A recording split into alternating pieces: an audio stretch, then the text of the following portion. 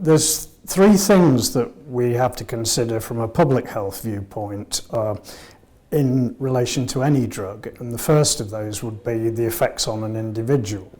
It's clear now that there are addictive effects of marijuana. There are effects on the heart and the lungs, and mental health can be disrupted, impaired, and in rare cases it can lead to paranoid and psychotic breakdowns. So there are effects on individual health that do need to be considered. Secondly, though, are they worse than or less than the effects of other kinds of addictive substances?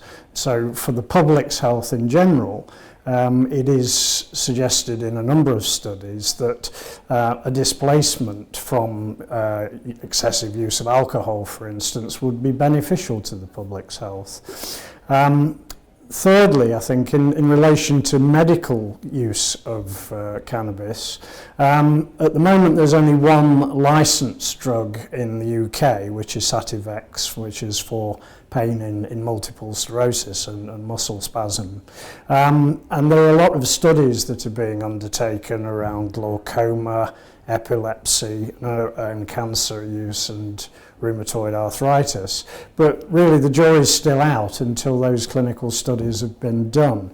So in this country, with a very well regulated drug process, you have to wait for the outcome of those studies before they can be made generally available.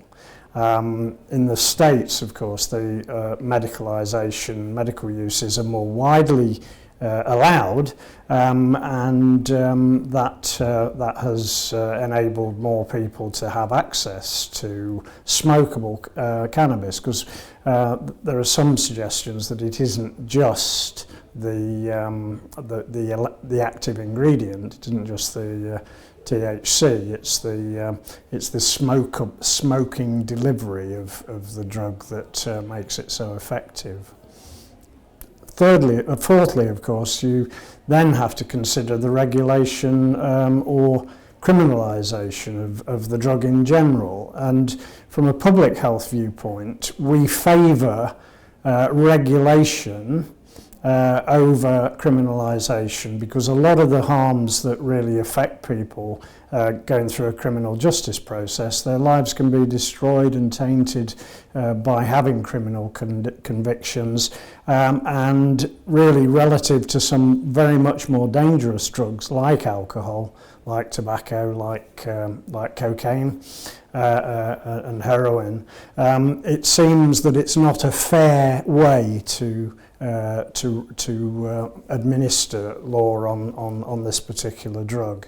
So regulation, licensing of manufacture, licensing of outlets, and indeed enabling a taxation regime to control the amount of the substance that gets used.